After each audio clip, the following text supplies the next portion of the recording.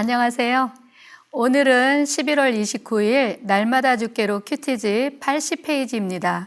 성경 본문은 구약성경 아모스 9장 1절로 15절 말씀입니다.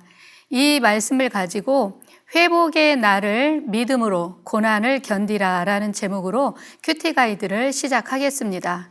사랑하는 성도 여러분, 오늘 본문은 내가 보니 라는 말씀으로 시작합니다.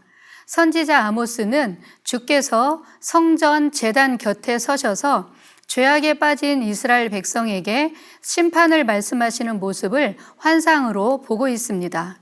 하나님의 심판으로 인해 성전이 무너지는 것을 시작으로 이스라엘 전체가 멸망할 것을 선포하고 있는데요. 온 땅을 심판하기에 앞서 먼저 하나님의 성전이 파멸될 것을 언급하시므로 이스라엘이 멸망하게 될 1차적 원인이 종교적 타락에 있음을 말해주고 있습니다. 내용 관찰 1번입니다. 하나님께서 이스라엘을 향해 내리시는 진노의 정도는 어떠합니까? 1절 중간부터 4절 상반전까지의 말씀을 보면 내가 그 남은 자를 칼로 죽이리니 그 중에서 한 사람도 도망하지 못하며 그 중에서 한 사람도 피하지 못하리라. 그들이 파고 스올에 들어갈지라도 내 손이 거기에서 붙잡아 낼 것이요 하늘로 올라갈지라도 내가 거기에서 붙잡아 내릴 것이며 갈멜살 꼭대기에 숨을지라도 내가 거기에서 찾아낼 것이요 내 눈을 피하여 바다 밑에 숨을지라도 내가 거기에서 뱀을 명령하여 물게 할 것이요 그 원수 앞에 사로잡혀 갈지라도 내가 거기에서 칼을 명령하여 죽게 할 것이라. 아멘. 이 말씀을 보면 하나님의 심판에는 예외가 없으며 그 누구도 하나님의 심판을 피할 수 없음을 보게 됩니다. 이스라엘 백성들은 칼에 죽을 것이며 한 사람도 도망하거나 피하지 못할 것이라고 말씀합니다. 심지어 하늘에 올라가거나 바다 밑에 숨을지라도 하나님이 찾아내시고 뱀에게 명령을 해서라도 다 죽게 할 것이라고 말씀하지요. 뿐만 아니라 이 심판의 주체가 하나님 자신임을 반복하여 말씀하십니다. 내 손이 거기에서, 내가 거기에서, 이렇게 내가 거기에서라는 말이 무려 5번이나 반복될 정도로 하나님께서 우상에 빠진 당신의 백성들을 내가 친히 심판하시겠다고 무섭게 진노하고 계시지요. 또 이 심판이 확실하고도 철저하게 이루어질 것을 선포하고 있는 것입니다. 두 번째, 아모스 선지자는 하나님을 어떤 분으로 선포하고 있습니까? 5절로 6절입니다. 주 만군의 여호와는 땅을 만져 녹게 하사 거기 거주하는 자가 애통하게 하시며 그 온 땅이 강에 넘침같이 솟아오르며 애굽 강같이 낮아지게 하시는 이시요 그의 궁전을 하늘에 세우시며 그 궁창의 기초를 땅에 두시며 바닷물을 불러 지면에 쏟으시는 이니 그 이름은 여호와시니라. 아멘. 우리가 알아야 할 하나님은 땅을 쳐서 녹이시고 강물을 솟아오르게 하시고 낮아지게 하실 수 있는 온 땅의 주관자이십니다.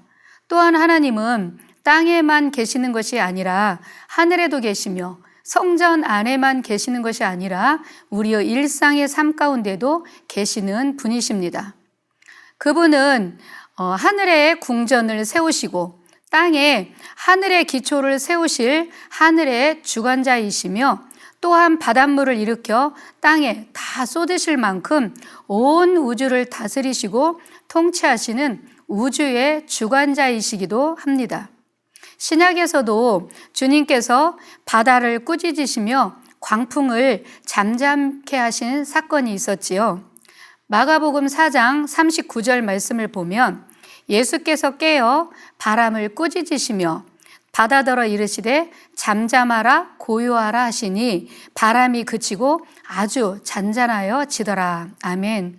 사람의 모습으로 오신 하나님, 즉 예수님께서 대자연을 통제하시고 말씀으로 통치하시는 모습을 볼 수 있습니다. 세 번째입니다.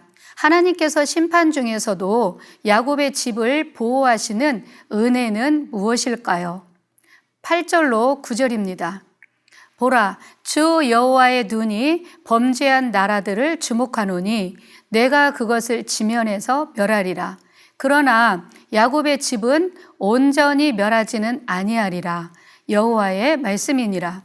보라, 내가 명령하여 이스라엘 족속을 만국 중에서 체질하기를 체질함같이 하려니와 그 한 알갱이도 땅에 떨어지지 아니하리라. 아멘.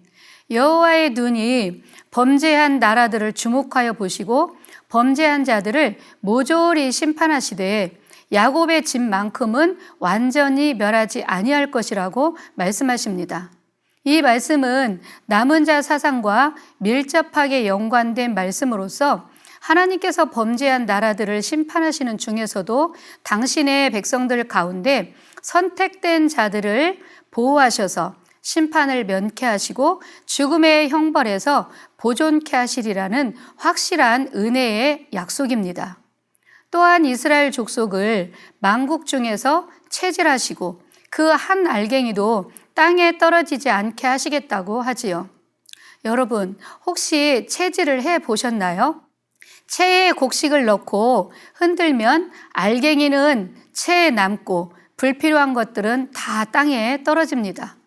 그런 것처럼 하나님께서 범죄한 이스라엘 백성들을 체에 넣어서 흔들듯이 마구 흔들어 만국 중에서 고통받게 될 것을 선언한 것입니다. 그러나 그 고통스러운 심판 중에서도 온전하고 신실하게 하나님을 의뢰하는 당신의 백성들은 한 사람도 땅에 떨어지지 않도록 지켜주시겠다는 약속을 반복하여 하고 있는 것이지요. 이것이 은혜 중에 은혜인 것입니다. 네 번째입니다. 여호와께서 말씀하시는 그날이 본문에서 의미하는 바와 심판과 함께 회복의 메시지를 주시는 뜻을 묵상해 봅시다. 11절을 보면 그날에 내가 다윗의 무너진 장막을 일으키고 그것들의 틈을 막으며 그 허물어진 것을 일으켜서 옛적과 같이 세우고 13절 상반절을 보면 여호와의 말씀이니라 보라 날이 이를지라. 아멘. 여기서 말하는 그날과 날은 여호와의 날로서 하나님이 심판하시고 형벌하시는 날을 가리킵니다. 이 경고는 얼마 지나지 않아 이스라엘이 BC 722년경에 아수르에 의해 멸망함으로 성취되었지요. 그러나 또 이 날은 단순히 형벌만을 뜻하는 것이 아니라 구원과 회복의 날이기도 합니다. 말씀을 보면 다윗의 무너진 장막을 일으키고 그 틈을 막으며 그 허물어진 것을 일으켜서 옛적과 같이 세우겠다고 말씀하지요. 여기서 다윗의 무너진 장막이란 하나님의 형벌을 받아 쇠잔하게 된 이스라엘을 지칭하는데요. 심판받아 쇠잔한 이스라엘을 다시 일으키고 틈을 막으며 영적으로 소생시키사 회복시키시겠다는 은혜의 말씀입니다. 그러므로 이 심판은 하나님이 당신의 백성들을 멸망시키려는 것이 목적이 아니라 회개하고 돌이키게 해서 다시 세우려는 큰 사랑에서 비롯된 것이지요. 그런데 왜 하나님은 다윗을 들어서 말씀하고 계실까요? 다윗은 하나님의 마음에 합한 자로서 이스라엘의 왕이 된 자였습니다. 그는 왕이 된 후에도 변질되지 않았고 성실하게 하나님의 뜻을 좇아서 살았으며 하나님의 성전을 지으려는 열망을 보였습니다. 그것을 기특하게 보신 하나님은 그를 축복하셔서 다윗의 왕위가 영원히 지속되리라는 약속을 주셨습니다. 그 약속을 기억하사 심판 중에서라도 그 택한 이스라엘 백성들을 완전히 멸망시키지 않고 구원해 내시겠다고 말씀한 것입니다. 종국적으로 이 약속은 다윗의 후손으로 오신 예수 그리스도를 통해 당신의 백성들을 구원하시고 멸망에서 회복시키심으로 이루실 것을 내포하고 있습니다. 다섯 번째, 삶의 적용입니다. 사랑하는 성도 여러분, 우리가 사방으로 우겨쌈을 당하는 듯한 힘겨운 시간들 속에서 하나님께서 나를 사랑하셔서 주시는 아픔이라는 것을 깨닫게 된 사건이 있는지 생각해보고 함께 나누어 보시기 바랍니다. 저는 20대 초반에 물질적으로 어려운 시간들을 보낸 적이 있습니다. 늘 기도하고 믿음으로 살려고 애를 쓰는데도 항상 부족하고 한 달이 지나면 가계부가 적자나는 것을 보면서 갈등이 깊었습니다. 그러면서 드는 생각이 우리 하나님은 부유하신 분으로서 왜 넉넉하게 주시지를 않고 이렇게 항상 부족하게 하실까 하면서 속상해하면서 교회를 갔습니다. 자리에 앉았는데 목사님께서 여호와는 나의 목자시니 내게 부족함이 없으리로다 라는 말씀으로 설교를 하셨습니다. 그 설교를 들으면서도 마음속에서는 주님, 나는 항상 부족해요. 왜 내게 이러시는 거예요? 라고 따져 물으면서 말씀을 듣는데 주님은 제 마음을 만지시며 지금까지 내가 나를 믿으며 무엇이 부족하였느냐라는 물음과 함께 저의 삶을 돌아보게 하셨습니다. 그리고 제 삶을 돌아보니 저는 부족함이 없었습니다. 항상 필요를 따라 채우셨고 모자라지 않게 먹이고 입히셨음을 알게 하셨습니다. 저를 너무도 사랑하셔서 적절하게 하셨음에도 자족하는 마음이 없었음을 깨닫게 하시며 감사하는 마음으로 돌려주셨습니다. 아멘.